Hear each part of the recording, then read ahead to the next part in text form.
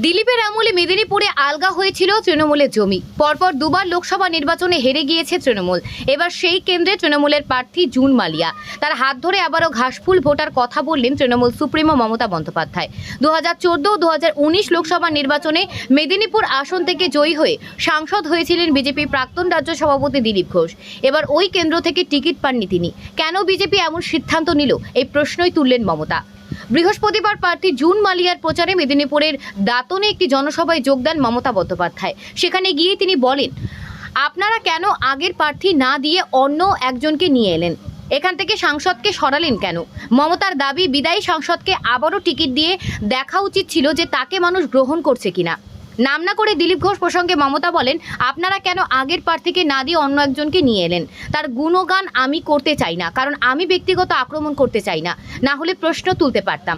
উল্লেখ্য, জুন মালিয়ার বিরুদ্ধে এবার মেদিনীপুর প্রার্থী হয়েছেন অগ্নিমিত্রা পল। অন্যদিকে দিলীপ ঘোষকে প্রার্থী করা হয়েছে বর্ধমান দুর্গাপুর কেন্দ্র থেকে। মমতা এদিন দাবি করেন, বিধায়ক হিসেবে ইতিমধ্যে অনেক কাজ করে দিয়েছে জুন মালিয়া, এবার সাংসদ হলে বাকি কাজ করে দেবেন তিনি। আপনারা চান লক্ষ্মীর ভান্ডার চলুক, তাহলে বিজেপি ভান্ডারটাকে উপড়ে দিন, উপড়ে দিন। আরএসএস এর নেতারা বাড়ি বাড়ি বোঝাবে। এখন আবার বিজেপি মিছিলে গেলেই অনেক টাকা দিচ্ছে, শুনেছি আমি। মিছিলে গেলেই টাকা, খাবার জন্য টাকা কদিন দেবে, কত হবে, কদিন বাকি? এবার আপনারা আমায় বলুন, লোক জোগাড় করতে পারছো না বলে টাকা দিয়ে কিনছো? তো প্রাইম মিনিস্টার যখন বললেন, আমি জিতে গেলে 15 লক্ষ টাকা করে ব্যাংক অ্যাকাউন্টে দেব, 1 লক্ষ টাকা কেউ পেয়েছেন? প্রধানমন্ত্রী দিয়েছেন? 2 লক্ষ টাকা দিয়েছে, 3 লক্ষ দিয়েছে, 4 লক্ষ দিয়েছে, এর জোরে বলুন। 5 লক্ষ দিয়েছে, 6 লক্ষ দিয়েছে, 7 লক্ষ দিয়েছে, 8 লক্ষ দিয়েছে, 9 লক্ষ দিয়েছে, 10 লক্ষ দিয়েছে, আরে 15 লক্ষ ছেড়ে দিন, 50,000 টাকা দিয়েছে। তাহলে মিথ্যেবাদীদের ভোট দেবেন কেন? ঠকবাজদের ভোট দেবেন কেন? এরা বলেছিল 2 কোটি বেকারের চাকরি করে দেবে, আর আজকে বেকারের সংখ্যা ইন্ডিয়াতে সবচেয়ে বেশি, লাফিয়ে লাফিয়ে বাড়ছে। আর আমরা চাকরি দিচ্ছি, ওরা চাকরি কাটছে। বলছে বোমা ফাটাবো, বোমা। মেদিনীপুরের এক গদ্দার, আমার লজ্জা লাগে। এই মেদিনীপুর সতীশ সামন্তের জেলা, ঈশ্বরচন্দ্র বিদ্যাসাগরের জেলা, মনে রাখবেন ক্ষুদিরামের জেলা। আজ সেই মিদনাপুরে আমরা বীরসিংহ গ্রাম থেকে শুরু করে, ক্ষুদিরামের বাটি থেকে, ভিটা থেকে শুরু করে, ঘাটাল মাস্টার প্ল্যান থেকে শুরু করে, কপালেশ্বর কেলেঘাই থেকে শুরু করে, আমরা একটার পর একটা পরিকল্পনা নিয়েছি এবং আমরা করছি। কিন্তু বিজেপি, তুমি আমাদের বলো, এই যে গদ্দাররা বলছে বাংলায় টাকা দিও না, আর বলছে মিথ্যে কথা বলছে, বোমা ফাটাবে। কি বোমা? না 26,000 ছেলে মেয়ের টিচারদের চাকরি খেয়ে নিল, যেন মগের মুলুক। আমি নিজেও আইনটা একটু একটু জানি, আমি না নিজেও কিন্তু লয়ার। আমি আপনাদের পরিষ্কার বলি, আমরা সুপ্রিম কোর্টে, ছাত্রছাত্রীরাও গেছে, প্রশাসনে যারা আছেন তারাও গিয়েছে। আমি এখনও বলি, কাজ করতে গিয়ে যদি কোনো ভুল হয় সংশোধন করে দাও, সময় দাও, করে দেবো, কোনো অসুবিধে নেই। সব মানুষ যে সব কাজ সঠিকভাবে করতে পারে তার তো কোনো মানে নেই। নেতাজি সুভাষচন্দ্র বসু তার বইতে এক জায়গায় লিখেছিলেন, তরুণের স্বপ্ন বইতে, রাইট টু মেক ব্লান্ডার, মানুষের অধিকার আছে ভুল করবার। যদি কেউ ভুল করে সংশোধন করে দাও, কিন্তু কখনো তোমরা বলতে পারো না যে বোমা ফাটাবো বলে 26,000 শিক্ষক শিক্ষিকার চাকরি চলে যাবে এবং তাদের পরিবার না খেতে পেয়ে মারা যাবে, এবং বলছে 12% সুদ সমেত 4 সপ্তাহের মধ্যে টাকা ফেরত দিতে হবে। এত বড় সাহস! অনেক বোমা আছে না, অনেক পিস্তল আছে। তৃণমূল থেকে বিজেপিতে গেল কেন?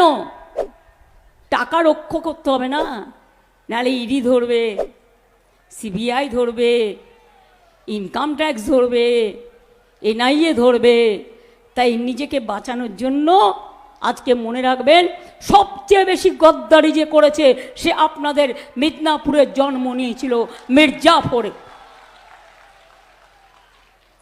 তার নাম মুখে বলতে আমার লজ্জা লাগে, আমি বলবো না। গদ্দারদের একটা সংজ্ঞা আছে, যারা সব সংজ্ঞাকে ছাড়িয়ে যায়। তিনি বুকে হাত দিয়ে বলতে পারবেন তিনি কারোর কাছে কিছু নেননি? তিনি বলতে পারবেন কতজন তার হাত দিয়ে পেয়েছে? তিনি বলতে পারবেন পুরুলিয়ার লোকেরা রাস্তায় কেন বসেছিল? কারণ সেই সিটটাও মেদিনীপুরে কাউকে কাউকে বিক্রি করে দেওয়া হয়েছিল।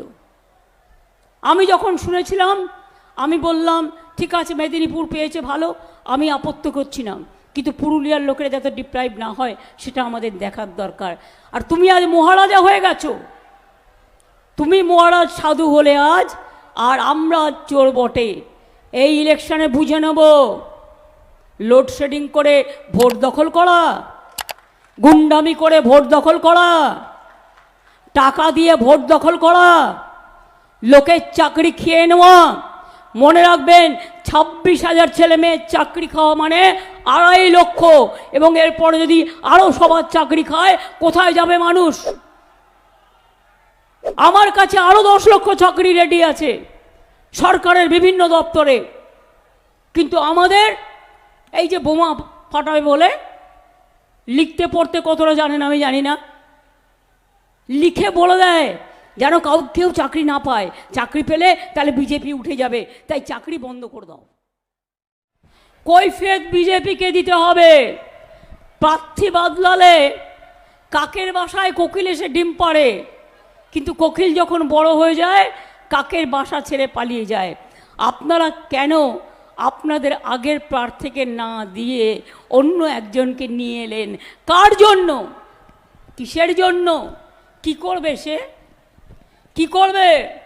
তার গুণগান সম্বন্ধে আমি বলতে চাই না, কারণ আমি ব্যক্তিগতভাবে কুৎসা করি না, তাই। তা নাহলে 1000টা পয়েন্ট বলতে পারতাম।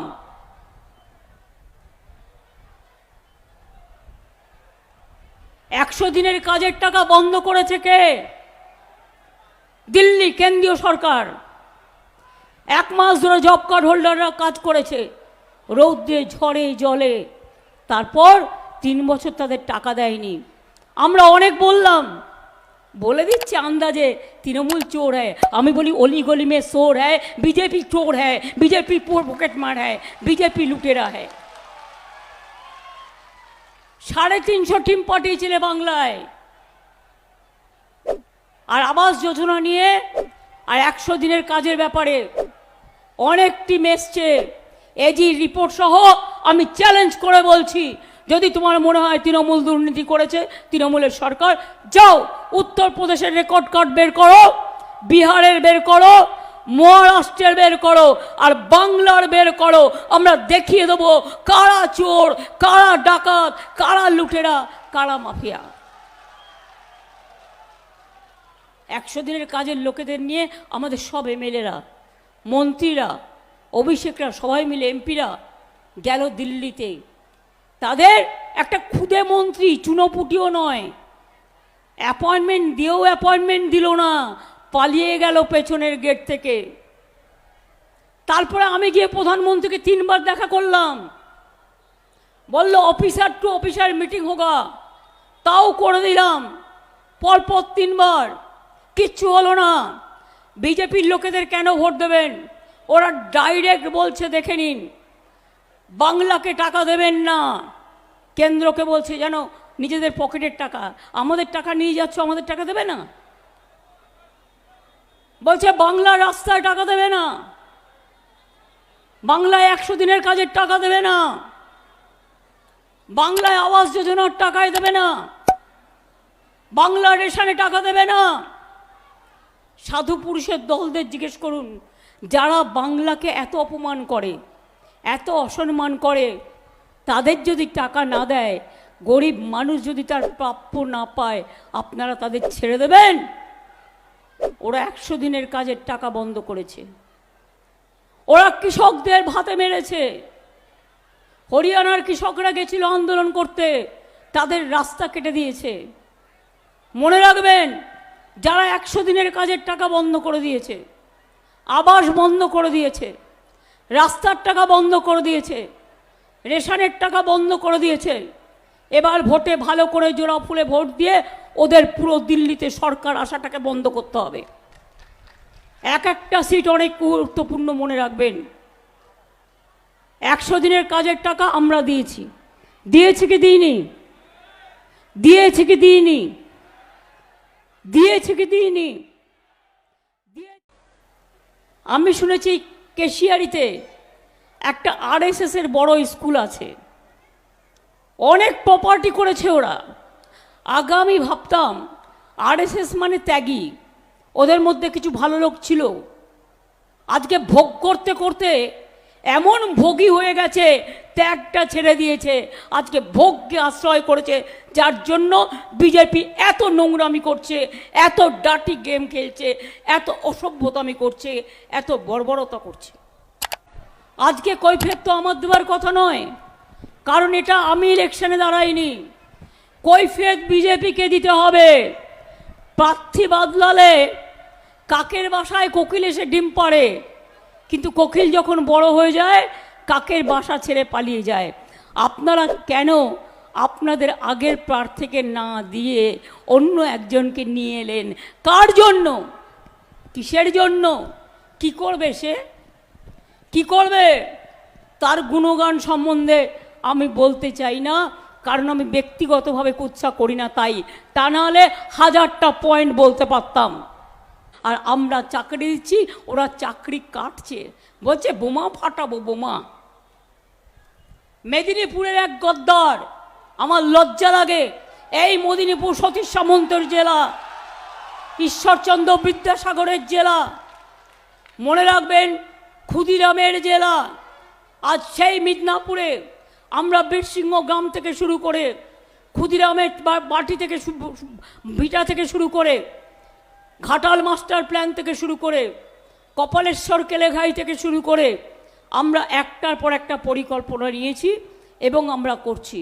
কিন্তু বিজেপি, তুমি আমাদের বলো, এই যে গদ্দাররা বলছে বাংলায় টাকা দিও না, আর বলছে মিথ্যে কথা বলছে, বোমা ফাটাবে। কি বোমা? না 26,000 ছেলে মেয়ের টিচারদের চাকরি খেয়ে নিল, যেন মগের মুলুক। আমি নিজেও আইনটা একটু একটু জানি, আমি না নিজেও কিন্তু লয়ার। আমি আপনাদের পরিষ্কার বলি, আমরা সুপ্রিম কোর্টে, ছাত্রছাত্রীরাও গেছে, প্রশাসনে যারা আছেন তারাও গিয়েছে। আমি এখনও বলি, কাজ করতে গিয়ে যদি কোনো ভুল হয় সংশোধন করে দাও, সময় দাও, করে দেবো, কোনো অসুবিধে নেই। সব মানুষ যে সব কাজ সঠিকভাবে করতে পারে তার তো কোনো মানে নেই। নেতাজি সুভাষচন্দ্র বসু তার বইতে এক জায়গায় লিখেছিলেন, তরুণের স্বপ্ন বইতে, রাইট টু মেক ব্লান্ডার, মানুষের অধিকার আছে ভুল করবার, যদি কেউ ভুল করে সংশোধন করে দাও। কিন্তু কখনো তোমরা বলতে পারো না যে বোমা ফাটাবো বলে 26,000 শিক্ষক শিক্ষিকার চাকরি চলে যাবে এবং তাদের পরিবার না খেতে পেয়ে মারা যাবে, এবং বলছে 12% সুদ সমেত 4 সপ্তাহের মধ্যে টাকা ফেরত দিতে হবে। এত বড় সাহস! অনেক বোমা আছে না, অনেক পিস্তল আছে। তৃণমূল থেকে বিজেপিতে গেল কেন? টাকা রক্ষা করতে হবে না, নাহলে ইডি ধরবে, সিবিআই ধরবে, ইনকাম ট্যাক্স ধরবে, NIA ধরবে। তাই নিজেকে বাঁচানোর জন্য আজকে মনে রাখবেন, সবচেয়ে বেশি গদ্দারি যে করেছে সে আপনাদের মিদনাপুরের জন্ম নিয়েছিল মির্জাফরে। তার নাম মুখে বলতে আমার লজ্জা লাগে, আমি বলবো না। গদ্দারদের একটা সংজ্ঞা আছে, যারা সব সংজ্ঞাকে ছাড়িয়ে যায়। তিনি বুকে হাত দিয়ে বলতে পারবেন তিনি কারোর কাছে কিছু নেননি? তিনি বলতে পারবেন কতজন তার হাত দিয়ে পেয়েছে? তিনি বলতে পারবেন পুরুলিয়ার লোকেরা রাস্তায় কেন বসেছিল? কারণ সেই সিটটাও মেদিনীপুরে কাউকে কাউকে বিক্রি করে দেওয়া হয়েছিল। আমি যখন শুনেছিলাম আমি বললাম ঠিক আছে, মেদিনীপুর পেয়েছে ভালো, আমি আপত্তি করছি না, কিন্তু পুরুলিয়ার লোকেরা যাতে ডিপ্রাইভ না হয় সেটা আমাদের দেখার দরকার। আর তুমি আজ মহারাজা হয়ে গেছো, তুমি মহারাজ সাধু হলে আজ, আর আমরা চোর বটে। এই ইলেকশনে বুঝে নেব, লোডশেডিং করে ভোট দখল করা, গুন্ডামি করে ভোট দখল করা, টাকা দিয়ে ভোট দখল করা, লোকের চাকরি খেয়ে নেওয়া। মনে রাখবেন 26,000 ছেলে মেয়ের চাকরি খাওয়া মানে 2.5 লক্ষ, এবং এরপরে যদি আরও সবার চাকরি খায় কোথায় যাবে মানুষ? আমার কাছে আরও 10 লক্ষ চাকরি রেডি আছে সরকারের বিভিন্ন দপ্তরে, কিন্তু আমাদের এই যে বোমা ফাটাবে বলে লিখতে পড়তে কতটা জানেন আমি জানি না, লিখে বলে দেয় যেন কেউ চাকরি না পায়, চাকরি পেলে তাহলে বিজেপি উঠে যাবে, তাই চাকরি বন্ধ করে দাও। সেই জন্য আপনাদের বলছি, এবারের ভোটে চাকরি যদি বাংলায় পেতে চান বাংলার ছেলে মেয়েরা, মনে রাখবেন বাবা মা থেকে শুরু করে ঠাকুমা ঠাকুরদাদা থেকে শুরু করে সরকারি কর্মচারী থেকে শুরু করে ছাত্র যৌবন থেকে শুরু করে কেস করায় বিকাশবাবুকে দিয়ে, কারণ তাদের প্রার্থী তিনি নাকি জুনিয়র ছিলেন। সব ব্যাপারে একটা করে পিল করবে। পিল বুঝতে পারছেন তো? কোর্টে অ্যাপিল করলে ওটাকে বলা হয় পিল। প্যান্টাসিড খাবে না, জেলুসিল খাবে না, কারো ভালো চোখে দেখতে পারে না। একটা পিল করলে বিজেপি করলে বেল, আর তৃণমূল করলে জেল। এসব আমরা চোখে দেখছি, নজর রাখছি। আমি বিচারপতিদের অসম্মান করি না, কিন্তু যেভাবে বিচারের রায়ে রবীন্দ্রনাথ ঠাকুরের ভাষায় বলি, গণতন্ত্র আজ নির্বিচারে কাঁদছে, গণতন্ত্রের কণ্ঠকে স্তব্ধ করে দেওয়া হয়েছে, আত্মপক্ষ সমর্থনের সুযোগ না দিয়ে এত এত মানুষের চাকরি খেয়ে নেওয়া হয়েছে। স্কুল চলবে কি করে? কে চালাবে স্কুল? শিক্ষক শিক্ষিকারা না থাকলে ছাত্রছাত্রীরা পড়াশোনা করবে কি করে? এই কোশ্চেনগুলোর কোনো উত্তর আছে? আসল কায়দাটা কি জানেন তো? এদের চাকরি বাতিল করে দিয়ে বলবে এরা যেন কেউ ভোটে কাজ করতে না পারে, আমাদের সেন্ট্রাল এজেন্সির যারা আছে তারা যেন ভোটে কাজ করে, তাই বাংলার ছেলে মেয়েদের তারা বিশ্বাস করে না। আমি ওদের বলে রাখি, ওরে সাহস থাকা ভালো,